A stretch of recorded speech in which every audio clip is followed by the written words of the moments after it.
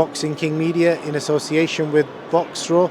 Shane Watson, part of Sjam at the Joshua Franklin Wayne. Shane just flew in from Vegas, I believe, after doing a 3-month camp with Joyce. Yeah, really jet lagged, don't feel very well.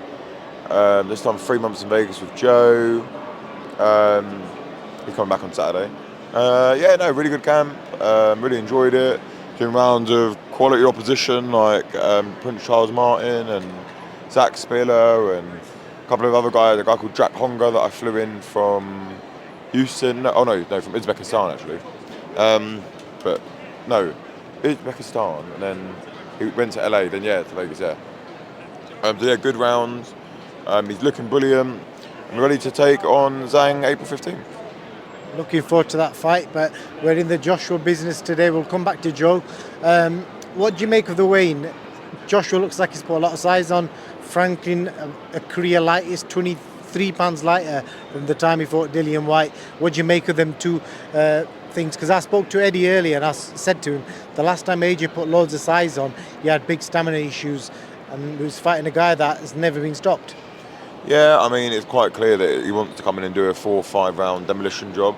I think he needs to. I think he needs to make a statement in this fight. And know what? The old AJ's back. I'm coming here to render people unconscious like I used to. And he needs to make a lot of noise. That's basically what they brought Franklin in for. I hear your point on the where he's gassed out and stuff in the past, and where Franklin's never been stopped. He's not. It would all be relevant if Franklin was someone like, I don't know, like a Tyson Fury or Joyce or something like that. But has Franklin got the engine to really step on AJ either? I mean, I thought he started to fade quite a lot in the Dillian White fight, and that's the only time I've actually watched him. He was very good for the first 7 or 8 rounds, and I thought he faded. So he's probably in there with the safest guy if that does happen. But I think AJ's just a bit more experience and he's got a bit more know-how compared to when maybe he did gas all those years ago when he was heavy against Klitschko and Carlos Takam. He didn't gas in that fight, but I think his ringcraft and his know-how and experience is a lot more. I don't expect that to happen. How do you think it ends tomorrow? 5 rounds KO. Like within 5 rounds, I would expect him to stop Franklin. I don't know if he'll knock him out. Maybe referee will stop it or something. Maybe like a flurry on the ropes or whatever. But I expect him to stop him. Interesting stuff. And then moving on, obviously you're the Joyce business. Joe's name has been mentioned amongst everyone. He's got Zhang to obviously deal with first. But should he get past Zhang, which fight do you think is going to be the easiest one to make? Joyce versus Usyk, AJ or Fury? Hopefully Fury. Joe wants to fight the number 1 guy in the division, and in most people's eyes, Tyson Fury is number 1 in the division. And it should be the easiest fight to make because they're both at the same promoter and the same TV network. So it's within everyone's interest, really. Whether it's in Tyson Fury's interest, that's another thing. But I don't want to look past Zhang too much because Zhang's a very, very good fighter and we're in for a very, very hard night on April 15th. And if Joe doesn't beat Zhang, then all of that's irrelevant, isn't it? So, we're in for a tough fight. So I don't want to disrespect Zhang whatsoever. So eyes on him first. But obviously the desirable one would be Fury. What did obviously you spent a lot of time with Joe. You've been, I was going to say living and sleeping together, but definitely living together, not sleeping together. Obviously, you will have seen the interviews AJ's done this week, and AJ came out and said Joyce is the guy that he wants. It seems like he feels like he wants to prove a point with Joe. When Joe's watching these interviews of Tyson calling him out, Joe, AJ calling him out, what is he saying to you? Well, he doesn't really watch interviews, so he probably doesn't even know he's getting called out, but he doesn't even know. But listen, there's always been a thing with Joyce and AJ.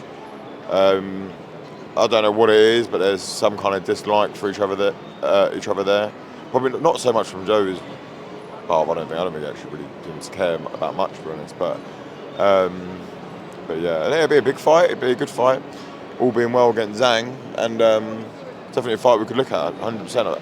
I don't know whether AJ's just saying that he wants to fight Joyce or if there's any real intention for him to. If there is, it'd be a great fight. Maybe it could be a fight that could get made in like Nigeria or something. That'd be great. Both got Nigerian heritage and background, and that'd be a massive fight for Africa. So that'd be an interesting one to look at. But it'd be a massive fight, and I think that is a completely fan-friendly, style-wise fight, isn't it? So it'd be good fun. You said there seems to be some sort of hatred between them. They've obviously shared thousands of rounds in sparring at Team GB. I don't. Have they fought each other in the amateurs? I don't even know. Yeah, yeah. They fought each other once or AJ twice. stopped him, didn't he?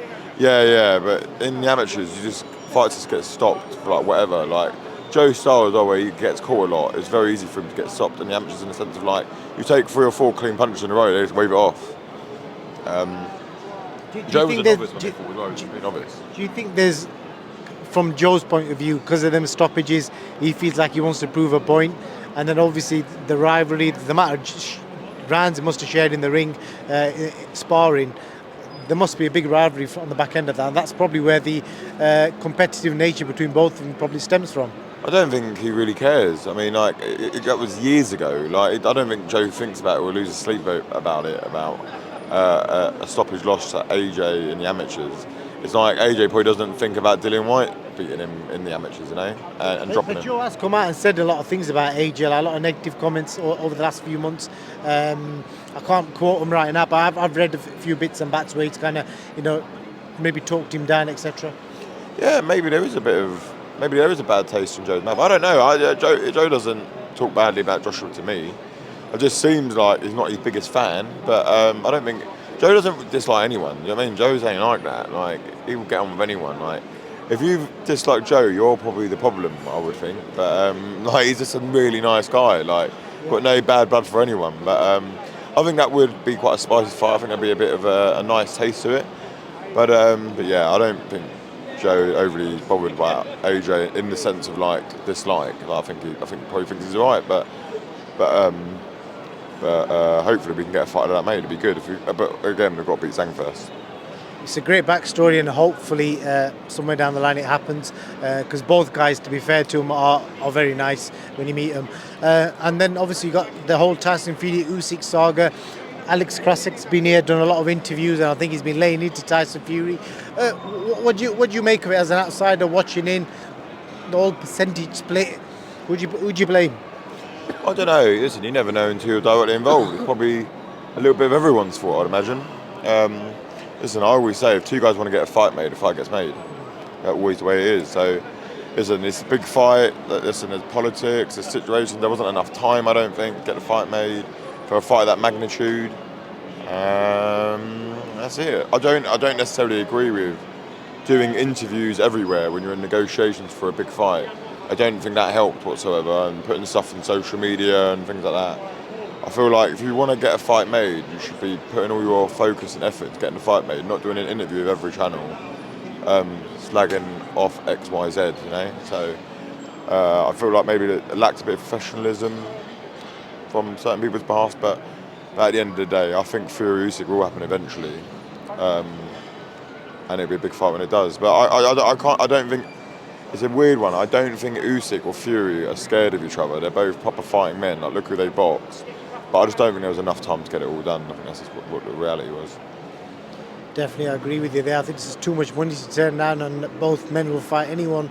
Last thing I want to speak to you about, Shane, is Sjam. Do you want to give us? You've got John Hedges fighting on this show. What about the rest of the guys, including John? Just update the fans on them all. Yeah. Nice little 8-rounder for John Hedges. A nice little step up. Fighting the guy that fought Tommy Fury on the White Fury undercard. Got a nice record, 11-2, I think he is. Coming off a decent win. Yeah, it'd be a nice little fight for John, and hopefully we'll get him his first title this year. What about the other guys? We've got Junaid. Is there any more dates for Junaid coming up? Junaid will be out at some point over the summer. We haven't nailed down a date with him yet, but we'll get a date announced soon, hopefully. And he'll be out at some point in time. Out 6-0, 6 KOs pending. Good man. Shane, anything else before I let you go? I need to go to sleep, that's it. Shane, enjoy the -8 hour jet lag. Thank you for your time.